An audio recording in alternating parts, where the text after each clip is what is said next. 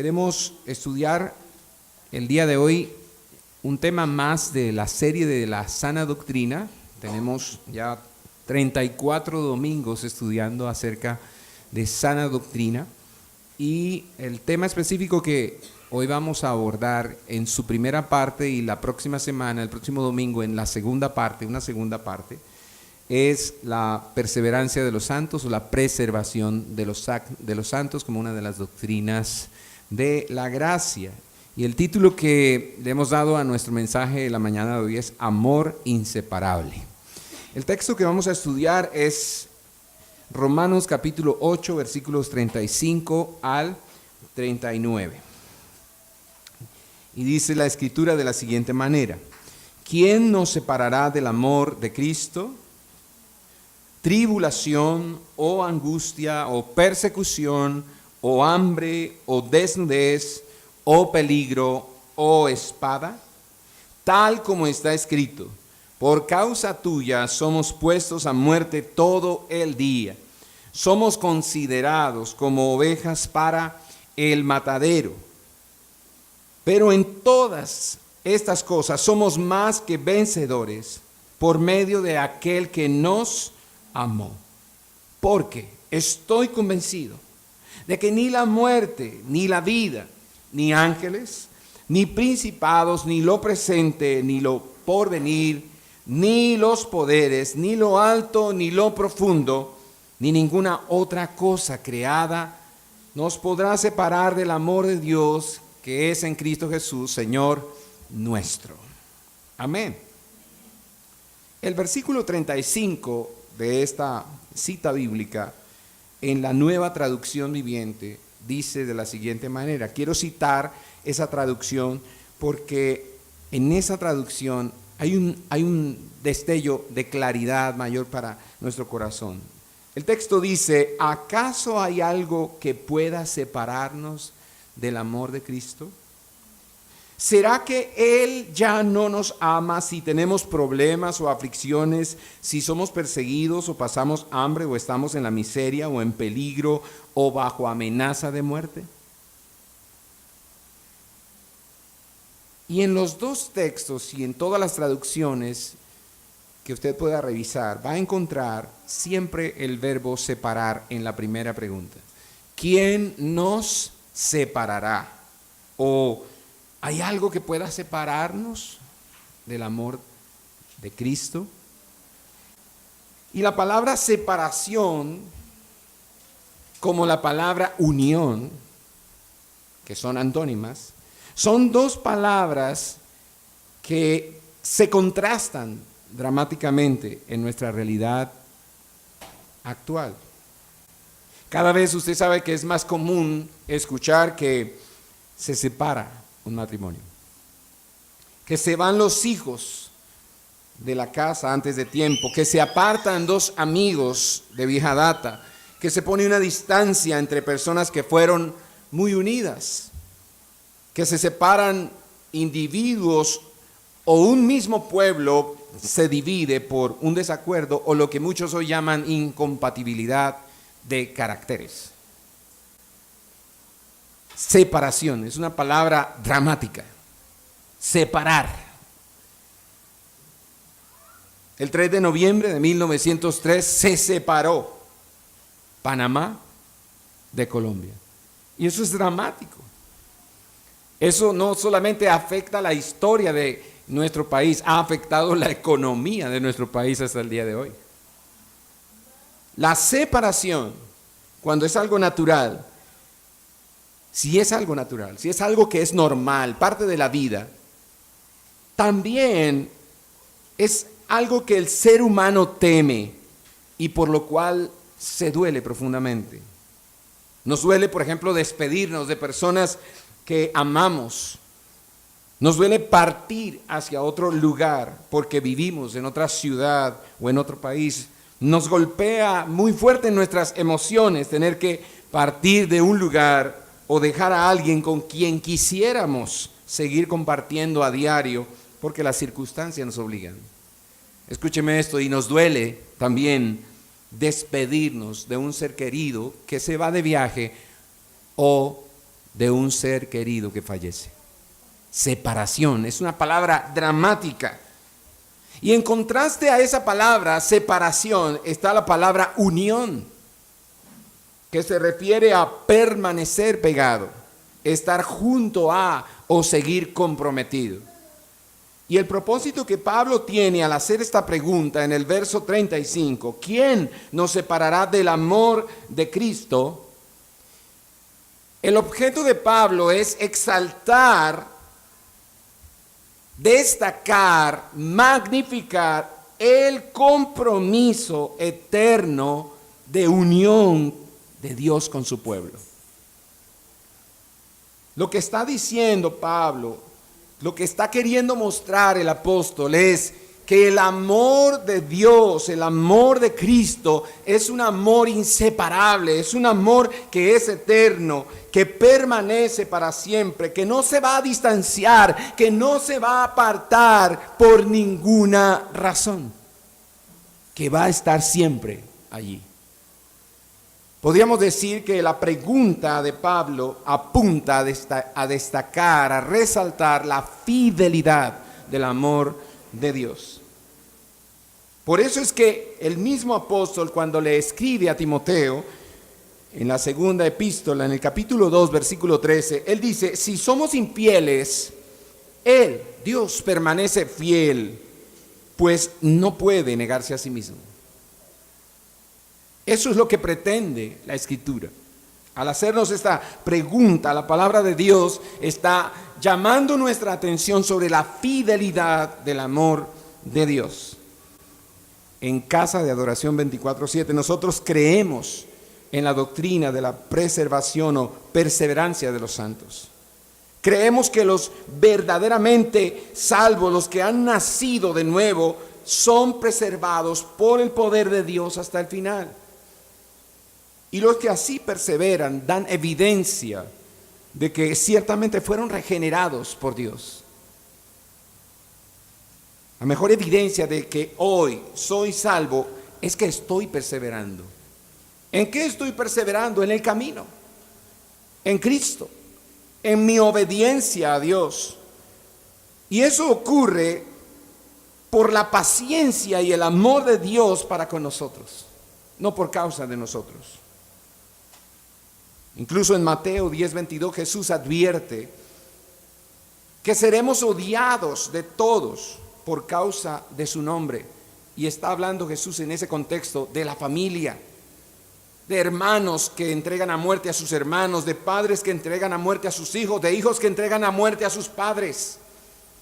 Y Jesús dice, y seréis odiados de todos por causa de mi nombre, pero el que persevere hasta el fin, este será salvo. Dios que salva a los suyos también preserva a los que salva. Y el que ha sido justificado por medio de la fe en Cristo, como Romanos 5:1 dice, también entonces está siendo equipado por Dios para la buena batalla de la fe, para correr con paciencia la carrera de la fe, como Pablo lo describe en 2 Timoteo 4:7. Incluso el que ha sido salvado por Dios es equipado para ser levantado cuando cae, como dice Proverbios 24:16. Si el justo cae 7 veces, es levantado. Entonces, en la fe cristiana existe una lucha que debe ser, una batalla que debe ser peleada. Debemos permanecer en la fe hasta el final si realmente somos salvos. Y esto significa que el ministerio de la predicación de la palabra de Dios es prominente, es vital, es esencial en la vida del cristiano, porque es el instrumento de Dios para preservar la fe, porque la fe es por el oír y el oír por la palabra de Dios.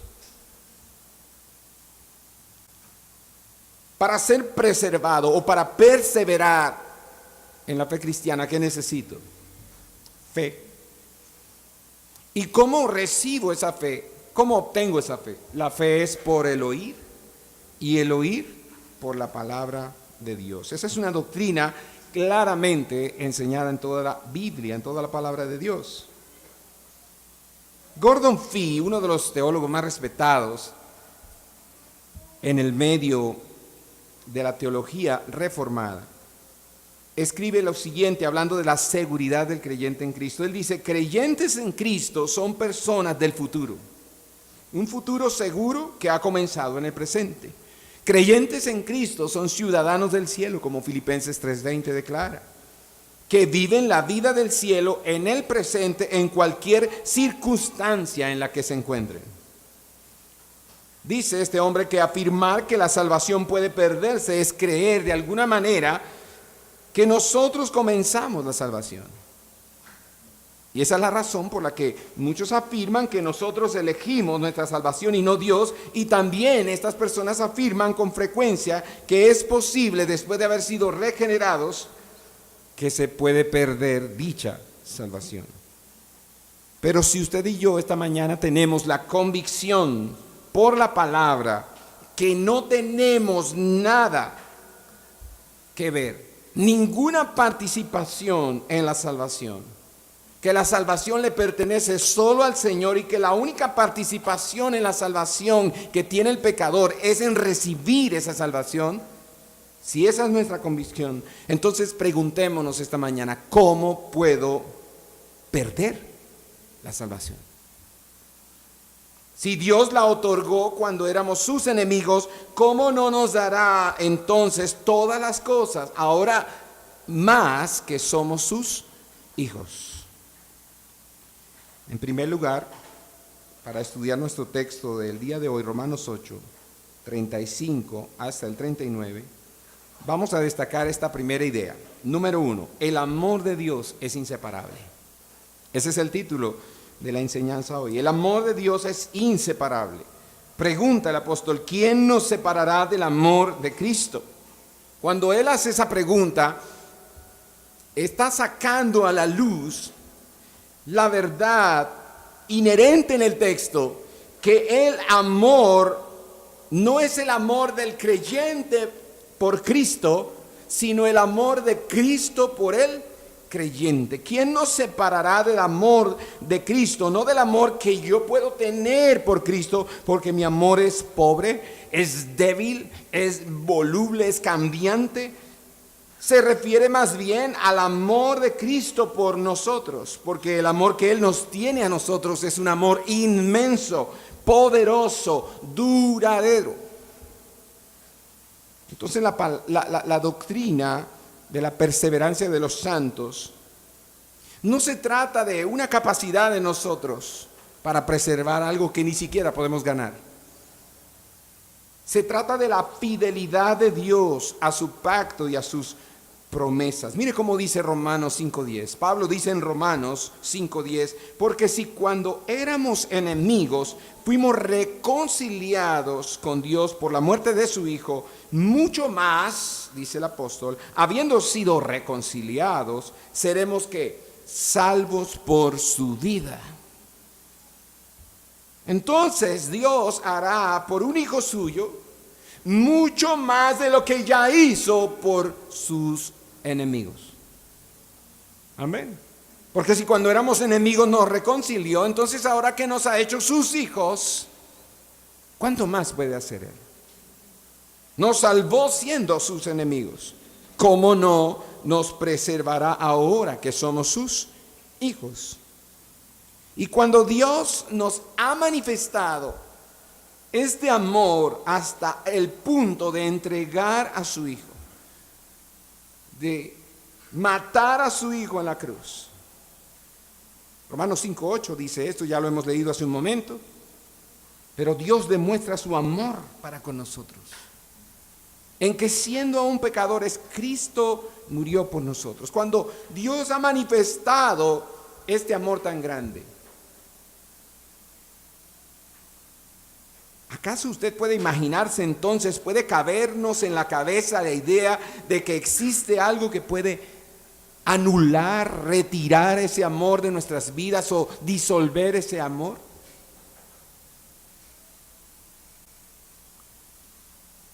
El famoso escritor de himnos y evangelista Charles Wesley, en su himno Amor Divino, escribe estas palabras refiriéndose al amor de Dios. Él dice: Jesús, tú eres todo compasión, eres puro, ilimitado amor. El escritor y compositor Robin Mark, en su canción Cuán grande eres Dios, refiriéndose en esa canción al amor de Dios, él dice lo siguiente: cuán grande eres Dios y tu misericordia. Cuán grandes las cosas que has hecho tú por mí, dice esa canción. Cuán grande eres Dios, que llenas mi corazón de amor y bondad mientras te estoy cantando. Cuán grande es tu amor. Cuán grande es tu amor, dice el coro, que llega hasta los cielos. Muy similar a la expresión que usamos con nuestros hijos cuando les decimos: ¿me amas? Y ellos nos responden: sí, te amo, papi. Y acostumbramos preguntarles: ¿hasta dónde? Y ellos, ¿qué nos responden? Hasta el cielo.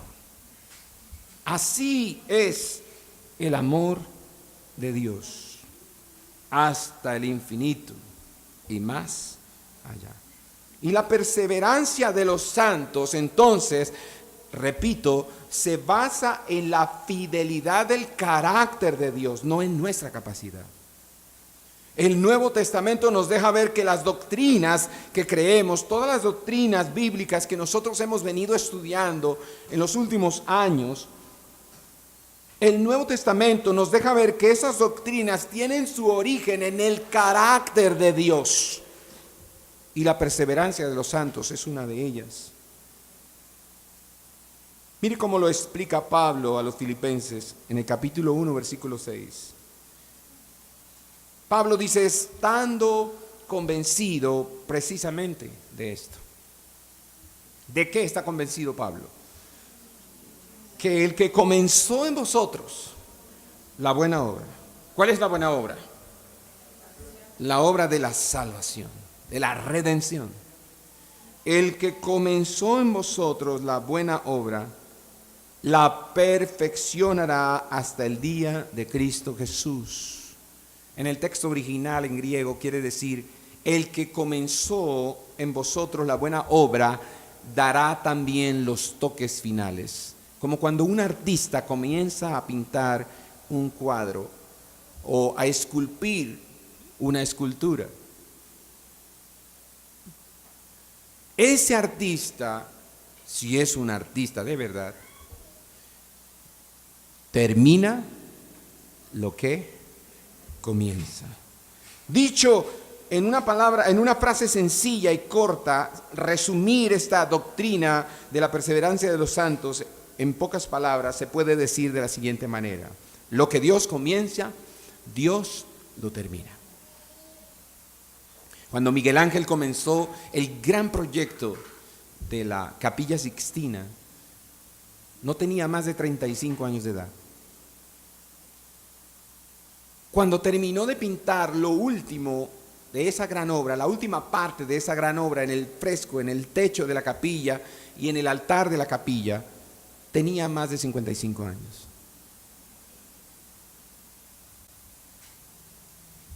La primera parte duró más o menos 3 o 4 años pintando. Dicen los que estudian historia del arte que después de eso Miguel Ángel caminó el resto de su vida con la cabeza mirando hacia arriba, porque estuvo tantos años pintando el techo de esa capilla que después no pudo volver a bajar la cabeza. Pero el ejercicio de ser fiel a una obra que él comenzó y terminarla ha convertido la Capilla Sixtina en una de las grandes obras maestras de la historia de la humanidad y en un patrimonio de la humanidad. Más de 5 millones de personas viajan de diferentes partes del mundo todos los años a conocer ese lugar, para mirar esa gran obra, esa gran pintura. Pablo está diciendo algo mayor que eso. Pablo dice: estoy convencido precisamente de esto, que el que comenzó en vosotros la buena obra, la perfeccionará hasta el día de Cristo Jesús. Y Cristo es mejor que Miguel Ángel. Ahora, ¿qué pasa con los que se apartan de Cristo? Bueno, los que se apartan de Cristo dan prueba de que jamás fueron verdaderamente creyentes desde el principio. Mire lo que dice Primera de Juan,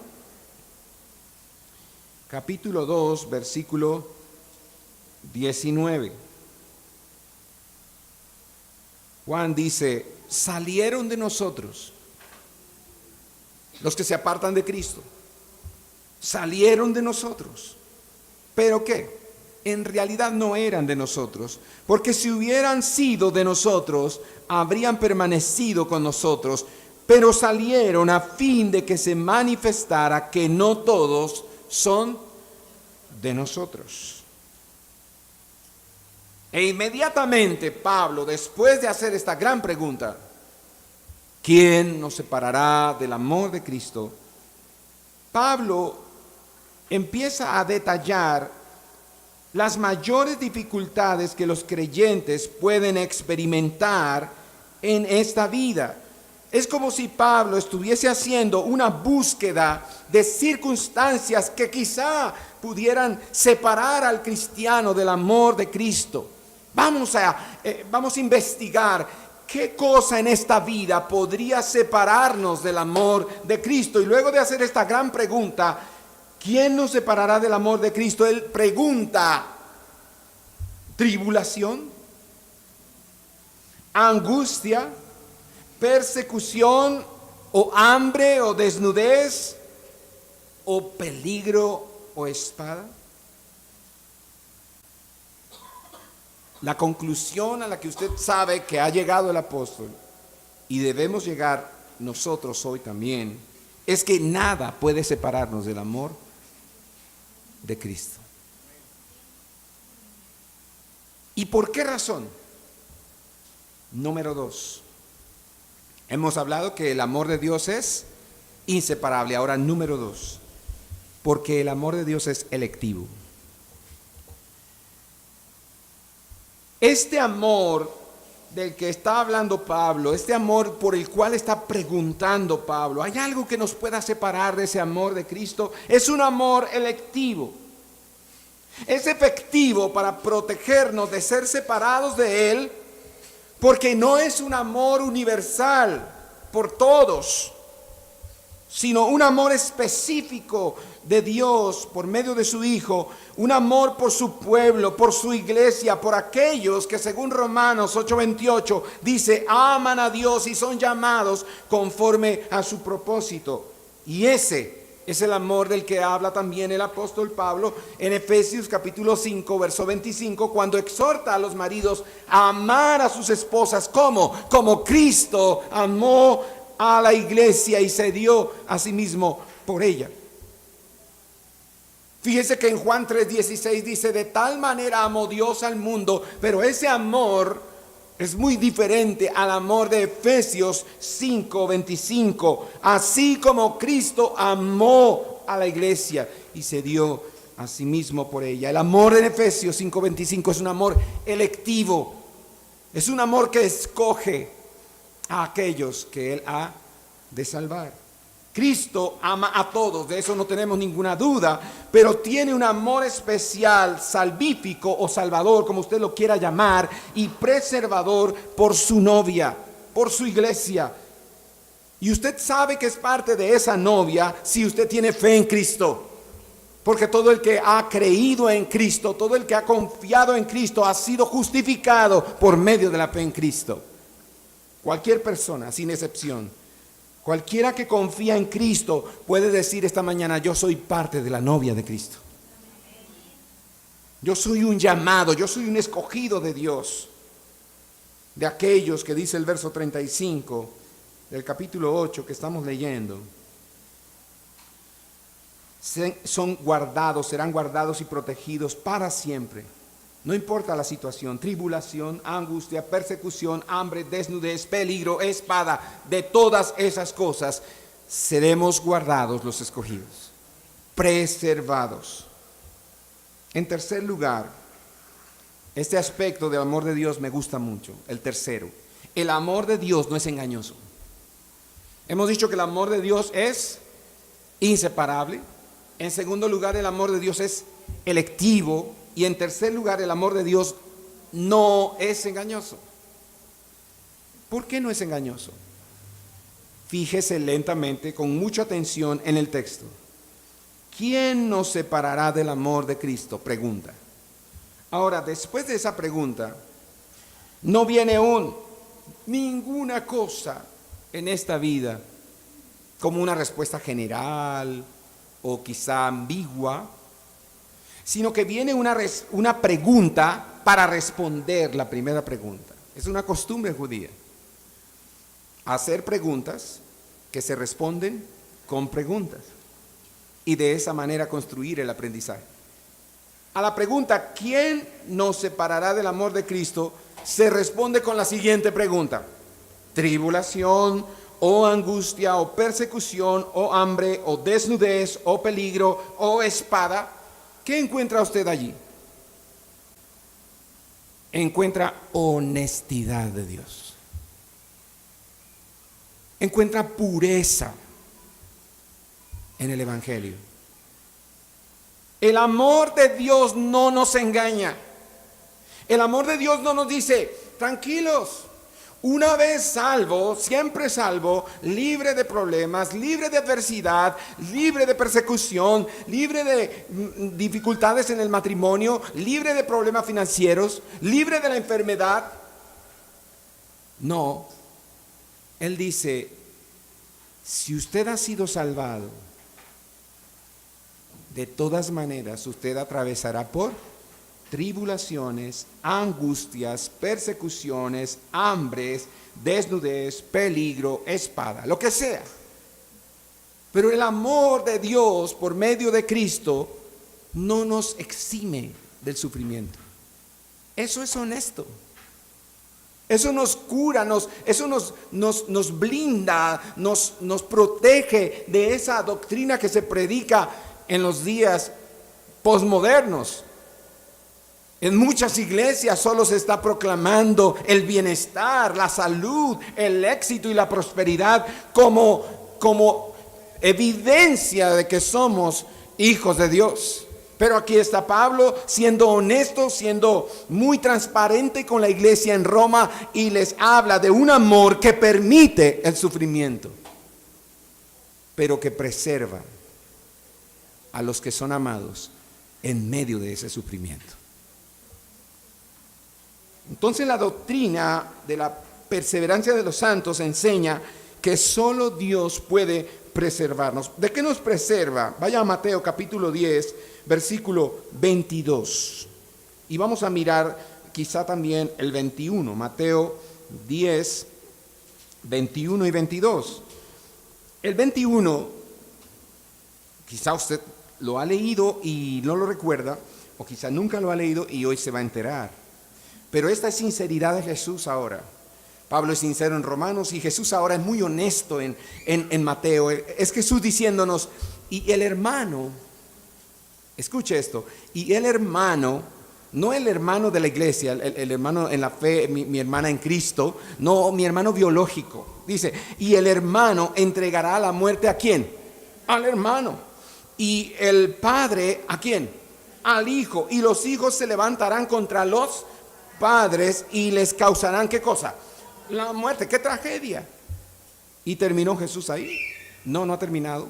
Nuevamente hay una conjunción en el verso 22 para seguir hilando la idea, conectando las ideas, y ahora añade Jesús, y nuevamente, y seréis ¿qué? Odiados de todos por causa de mi nombre, pero el que persevere hasta el fin, ese será salvo.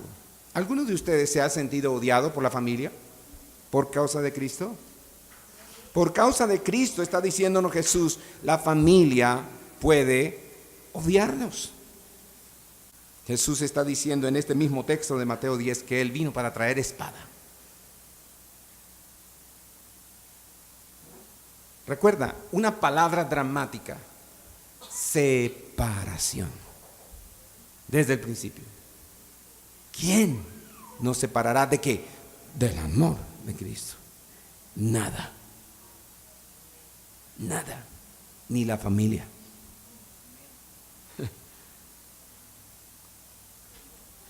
Solo Dios puede guardar, porque solo Dios puede salvar. Solo Dios puede preservar para salvar, porque solo Dios salva. El mismo texto de Mateo 24, versículos 12 y 13, dice algo parecido. Dice: y debido al aumento de la iniquidad, el amor de muchos se enfriará. Pero el que persevere hasta el fin, ese será salvo. Entonces, ¿quiénes son los que perseveran? Los que perseveran son los mismos que son salvos. Son aquellos cuyo amor no se enfría. Wow. ¿Usted se ha notado cuántos hermanitos se apartan de la iglesia, se alejan de la iglesia? Por un llamado de atención, por una exhortación, por una consejería donde se confrontó un pecado, por una disciplina, y se apartan de la iglesia, ofendidos, molestos, y se enfrían. Mis hermanos, los que son salvos no se enfrían. Los que perseveran son los salvos, y los salvos, los verdaderamente salvos, no se enfrían. Debido al aumento de la iniquidad, el amor de muchos se enfriará, pero a pesar de que muchos se van a enfriar en su amor, dice: el que persevere hasta el fin. O sea que hay gente que no se enfría. ¿Qué es lo contrario de enfriarse aquí? Perseverar. Perseverar. Y los que perseveren serán salvos.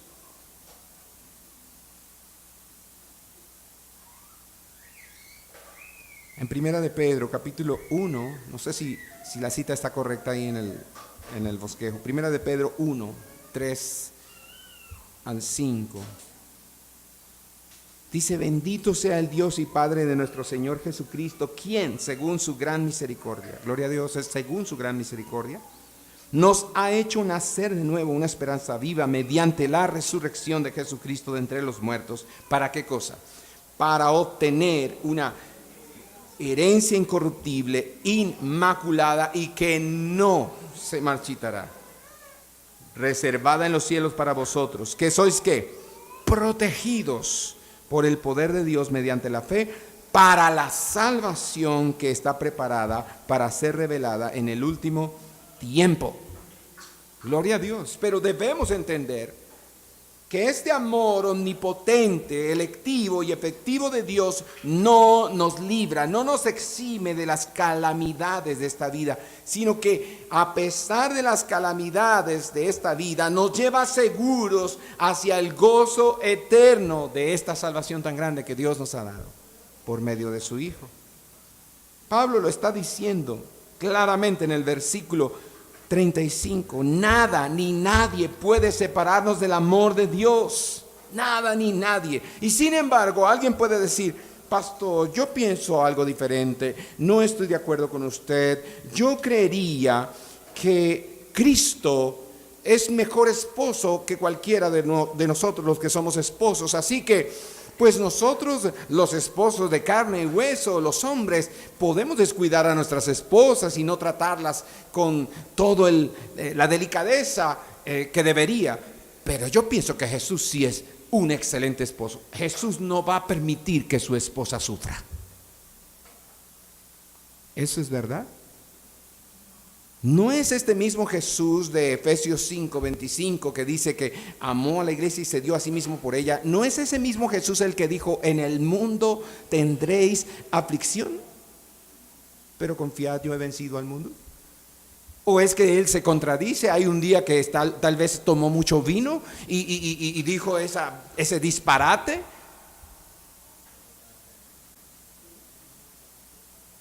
El amor de Dios no nos exime del sufrimiento, nos guarda en medio del sufrimiento. Y hay dos cosas, dos evidencias internas dentro del texto que nos confirman que es así. El verso 38. El verso 38 dice, porque estoy convencido de que ni la muerte. Entonces, ¿cómo es que Pablo está diciendo que la muerte puede tocarnos? Si Pablo dice que está convencido de que ni la muerte puede separarnos del amor de Cristo, es porque la muerte nos va a tocar. Pero la muerte no nos puede separar del amor de Cristo. Es más, la muerte nos acerca más a Cristo. Porque para el creyente bíblico, el vivir es Cristo y el morir es una ganancia. Y en el verso 36 del mismo capítulo 8, dice, tal como está escrito, por causa tuya somos puestos, ¿qué? A muerte todo el día. Donde quiera que lo vea, en el capítulo 8, Pablo está siendo honesto y sincero y reconociendo que el sufrimiento vendrá, que la adversidad vendrá, que la tribulación es una realidad para la vida del cristiano. Y de hecho el versículo 36 está hablando específicamente de martirio.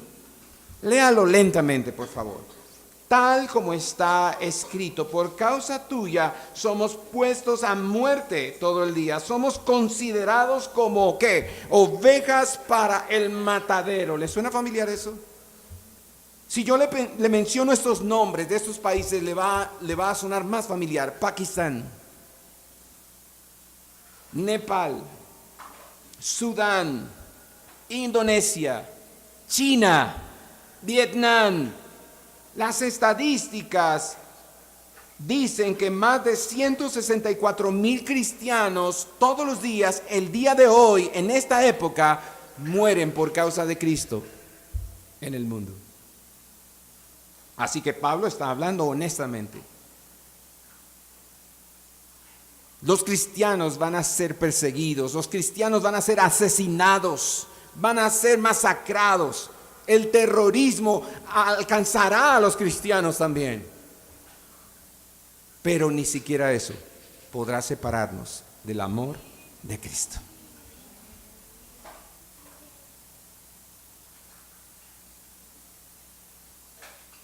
Lucas capítulo 21, versículo 16-17 dice, pero seréis entregados aún por padres, hermanos, parientes y amigos, y matarán a algunos de vosotros, y seréis odiados de todos por causa de mi nombre.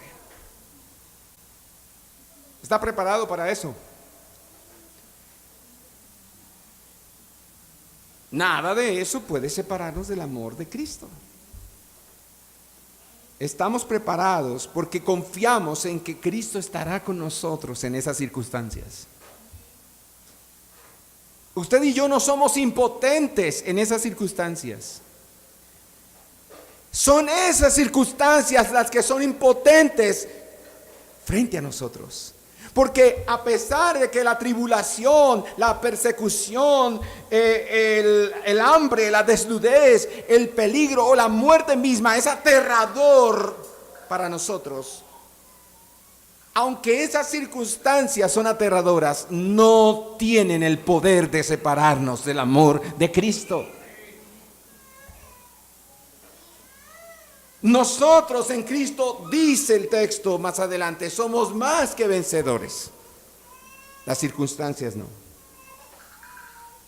Así que ninguna de estas cosas puede cortar el vínculo de amor y amistad que existe entre Cristo y los verdaderos creyentes. Ninguna de estas circunstancias puede hacer que mengue o que disminuya el amor de Dios por nosotros. Dios no nos ama menos porque no tenemos un televisor de 45 pulgadas en la sala de la casa. Dios no me ama menos porque no tengo una camioneta 4x4.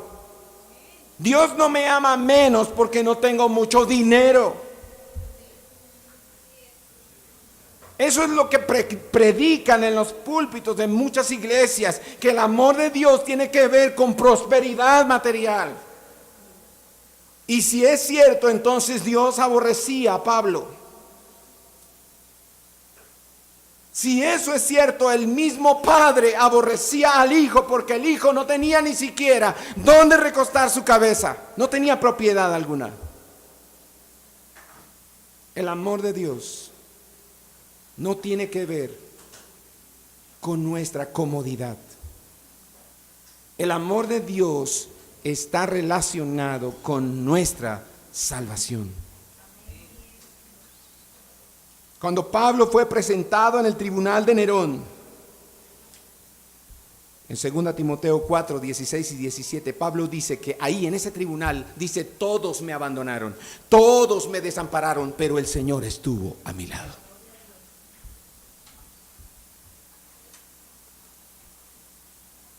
No está solo Pablo, Cristo está con él. Entonces en el valle de la sombra, de la confusión o de la muerte, el Señor está conmigo. Y es real la palabra del salmista cuando dice, el Señor es mi pastor. ¿Lo recuerda? Salmo 23. El Señor es mi pastor, nada me faltará. En lugares de verdes pastos me hace descansar. Junto a agua de reposo me conduce. Él restaura mi alma, me guía por senderos de justicia, por amor de su nombre. Versículo 4 en voz alta. Aunque... Entonces hay honestidad incluso en el corazón de David. El rey David admite que la adversidad viene porque viene. Atravesamos por ese valle. Dice, aunque pase por el valle de sombra de muerte, como dice el rey David, no temeré mal alguno. ¿Y por qué no tengo miedo? Porque tú estarás conmigo. Tu vara y tu callado me infunden aliento. Gloria a Dios. Qué limpia, qué acrisolada es la palabra de Dios, qué transparente, qué honesta. En medio de una generación que hoy no cree en nada, que no da credibilidad a nada, que desconfía de todo. Hay gente que todavía en este momento lleva años, no meses, años dando vueltas por la ciudad, visitando iglesias. No saben dónde quedarse, dónde acomodarse, porque dicen, aquí no me gusta esto, en aquella no me gusta esto otro, allá no me parece mucho el pastor, no sé. Mi hermano, a donde usted vaya, usted puede encontrar siempre engaño. Donde usted vaya, siempre va a encontrar un defecto. Pero donde quiera que usted vaya, que se predica el evangelio de Jesucristo, usted puede confiar en Él. Porque Él no es engañoso. El amor de Dios no es engañoso. Número 4, el amor de Dios es victorioso. Victorioso. Pablo dice en el verso 37, pero a pesar de la angustia, de la tribulación, del hambre, la persecución, la desnudez, el peligro, la espada. En el 37 dice, pero en todas estas cosas, ¿qué dice el apóstol? Somos más que vencedores por medio de aquel que nos amó. En la Nueva Versión Internacional, el mismo texto, el mismo versículo dice, pero en medio de todas estas cosas obtenemos, dice, una espléndida victoria sobre todo ello, por obra de aquel que nos amó. Entonces, si Dios nos ha justificado por medio de la fe en Cristo, nada puede tener éxito en separarnos del amor de Cristo. Concuerdan las palabras del mismo apóstol cuando él dice, no hay condenación para el que está en Cristo. Y es verdad que usted y yo no merecemos el amor de Dios. ¿Cuántos están de acuerdo con eso? ¿Qué es lo que merecemos de Dios? Su ira nada más, su juicio, su castigo. Es verdad que no merecemos el amor de Dios, pero ninguno de nosotros hemos sido amados por mérito. Hemos sido amados es por la gracia de Dios. Por eso Romanos 5:8, repito, es poderoso. 3 veces lo hemos citado esta mañana, esta tarde. Pero Dios demuestra su amor para con nosotros. ¿Cómo lo demuestra? En que a pesar que somos pecadores, Cristo murió por nosotros. Somos más que vencedores. Y la palabra, la expresión más que vencedores en el original griego es super vencedores. Como la serie de caricatura de los niños, esa que pasan por televisión que a los niños les gusta, super campeones. Nunca pierden. ¿De qué le gustaría pertenecer al equipo de fútbol que nunca pierde? Dice, eso sí, me gustaría para el próximo mundial, para que ni Inglaterra ni Alemania, nadie nos pueda sacar del mundial. Super campeones. Siempre ganamos. Más que vencedores aquí es super vencedores. Es una extraña manera de tener la victoria, porque no ha sido la victoria suya, no ha sido la victoria mía, es la victoria de Cristo para nosotros. Es la victoria de otro por nosotros. Nos es otorgada por la fe, transferida o imputada por la fe, por la gracia. Supervencemos a costa del triunfo de Cristo. Lo único para lo que sirven los hornos de la aflicción en esta vida, escúcheme, para lo único que sirven y que es bueno que sirvan para eso, es para que en el horno de la aflicción se quede toda la escoria de nuestro pecado, se queme, se consuma. ¿Cuántos han metido la mano cerca del horno? Le pregunto a los hombres, aquí las mujeres, yo sé que ustedes saben de qué estoy hablando. Le hablo a los hombres que quizá ni siquiera saben cuál es el botón de apagar o encender el horno. Mi amor, enciéndame el horno a 350. Y yo le he preguntado muchas veces, ¿cuál de todos estos botones es el botón del horno? Casi siempre es el del centro, ¿no? Pero estamos allí los hombres que no sabemos ni prender un horno. Muy pocas veces hemos metido la mano a un horno para sacar algo que se está cocinando allí. Pero si hemos estado cerca del horno, hemos percibido ese calorcito, ¿sí? ¿Cuántos lo recuerdan, ese calorcito? Bueno, los hornos de la aflicción, de la tribulación, de la persecución, son buenos para que se queme allí nuestro pecado. Toda nuestra escoria se debe quemar allí. Para eso sirven. Nosotros somos super vencedores por obra de Cristo, quien nos amó. No vencemos por nuestras propias fuerzas, sino por la gracia que hay en Cristo Jesús. Vencemos en virtud de la victoria que ya obtuvo Jesús en la cruz. ¿Qué hacemos nosotros? Vamos por la victoria, la celebramos. La hacemos nuestra por la fe, saltamos, victoreamos nosotros como si hubiésemos nosotros mismos vencido, pero en realidad el que ha vencido es Cristo por nosotros. Y repartimos los despojos de esa victoria. Este es un ejemplo de ser super vencedor, de ser super campeón. Es el ejemplo de la hermana Felicitas se llamaba ella. En el año 205 después de Cristo, fue encarcelada por causa de Cristo, porque era cristiana. Y el día antes de que la iban a echar en la arena, en el circo romano, a las fieras, a los leones, le sobrevinieron los dolores de parto y Felicitas gemía por el peso del dolor. Ella estaba a punto de dar a luz y gemía a causa del dolor. Y los carceleros le dijeron: mujer, si de esto te quejas, ¿qué harás cuando te arrojen mañana las fieras? Y la hermana Felicidad, qué nombre, ¿no? Felicidad, le respondió: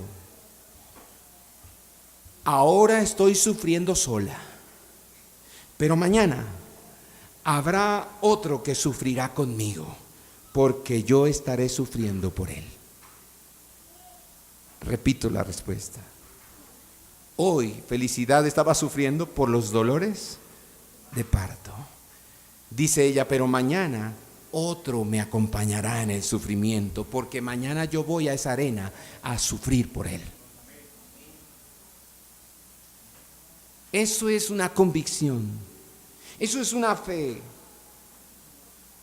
Eso es un convencimiento de que el amor de Dios es victorioso, a pesar de la circunstancia.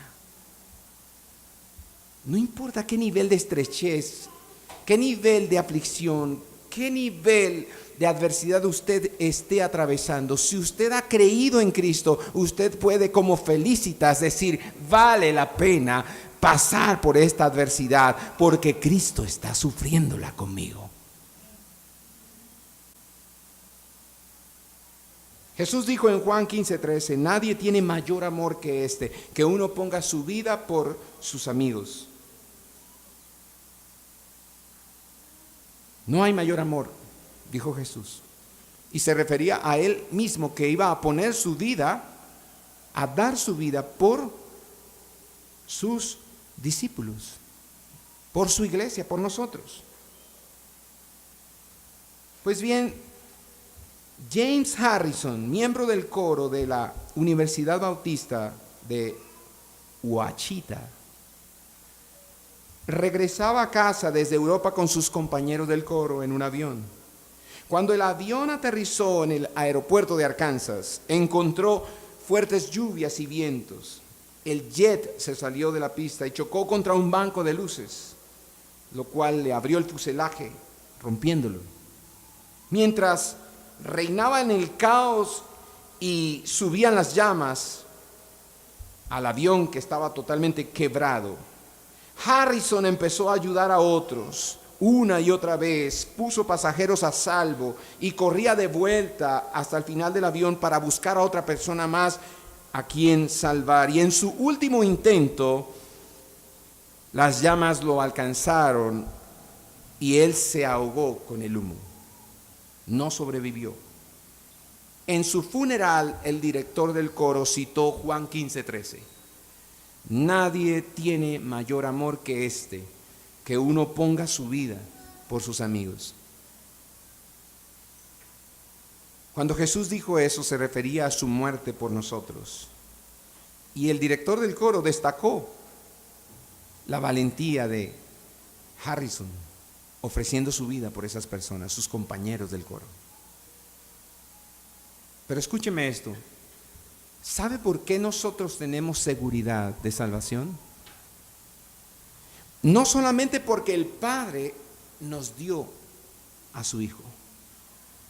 Porque Jesús dice que nadie puede venir a mí si el Padre no lo trae a Cristo.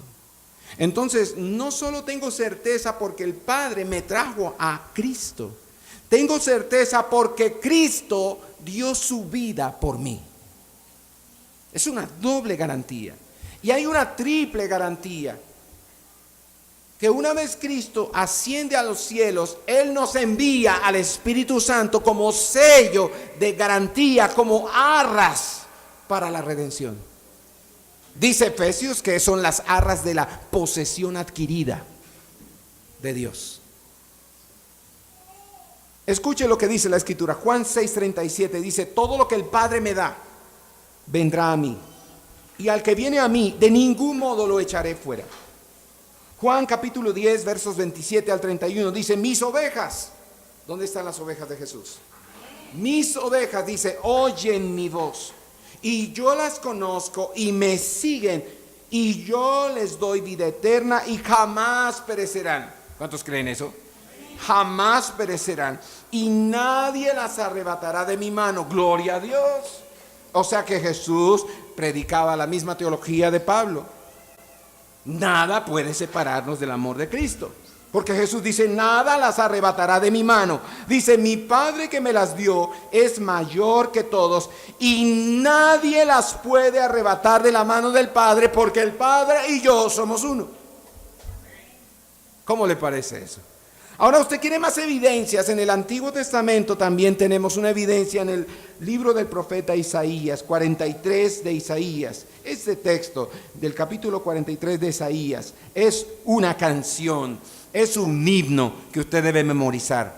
Esto era poesía para los judíos, lo cantaban de hecho.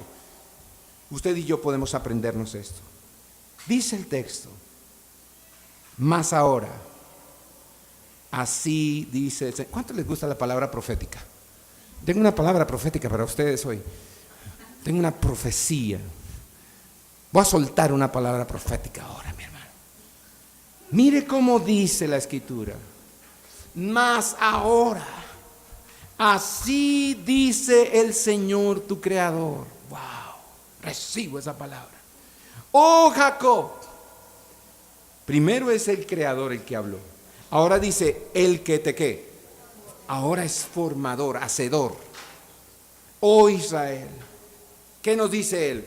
No temas, porque yo te he redimido, te he llamado por tu nombre, mío eres tú. ¡Wow! ¡Qué promesa! Ahora aumenta más. Esto debe hacernos explotar en alabanza. Cuando pases por las aguas, yo estaré contigo. No dice, cuando vengan las aguas, no te tocan a ti. No, a ti no te tocan las aguas. No, a ti tampoco te tocan los ríos. A ti tampoco te toca el fuego, porque como eres pueblo mío, hijos del rey, los hijos del rey no sufren. Aquí dice, cuando pases por las aguas, léalo en voz alta conmigo, yo estaré contigo. Y si por los ríos, no te anegarán. Cuando pases por el fuego, no te quemarás, ni la llama te abrazará, porque yo soy el Señor, tu Dios, el Santo de Israel. ¿Tú qué? Salva. El que salva, preserva a los que salva. He dado a Egipto por tu rescate, a Cus y a Seba en lugar tuyo, ya que eres ¿qué? Precioso a mis ojos, digno de honra, y yo ¿qué? Te amo. Daré a otros hombres en lugar tuyo y a otros pueblos por tu vida. Otra vez, no temas, porque ¿qué? Yo estoy contigo. Del oriente traeré tu descendencia y del occidente te reuniré. Y aquí viene el primer punto del evangelio que resumimos aquí en la iglesia. Versículo 6, diré al norte, ¿qué? Entrégalos, y al sur no los retengas. Trae a mis hijos desde lejos y a mis hijas desde los confines de la tierra, a todo el que es llamado por mi nombre y a quien he creado para mi gloria, a quien he formado y a quien he hecho. Gloria a Dios. No se trata de mí.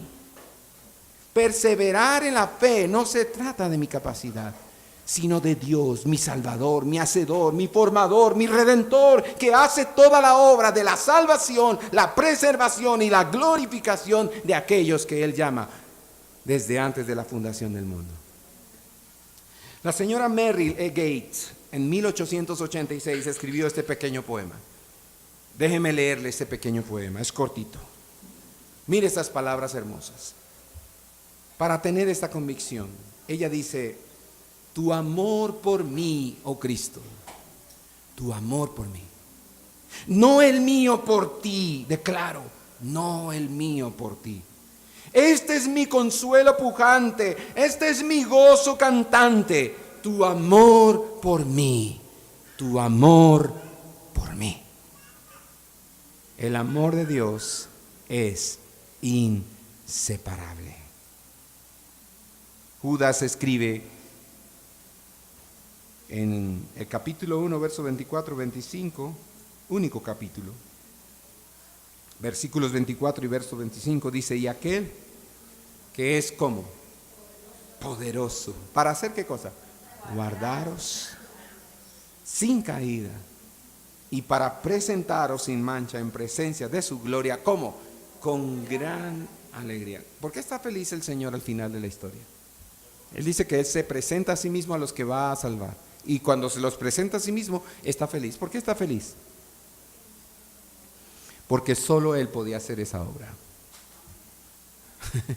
Si Él nos dijera, bueno, ahí los dejo, ¿no? Este año, el 2018, hagan un esfuercito. Yo voy a vacacionar, tengo un sabático 2018. Ustedes cuiden su salvación en 2018.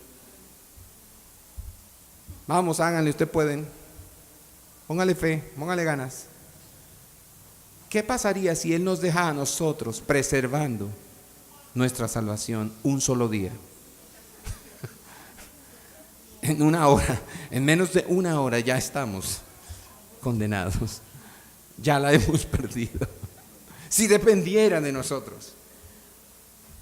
Entonces, como depende de Él, Él dice que Él es poderoso para hacer eso, guardarnos sin caída y presentarnos sin mancha ante Él para su gloria con gran alegría. Entonces, ¿qué dice el último versículo 25? Dice, entonces al único Dios, nuestro Salvador, por medio de Jesucristo, nuestro Señor, a Él sea gloria, majestad, dominio y autoridad antes de todo tiempo y ahora y por todos los siglos. Amén, amén, amén.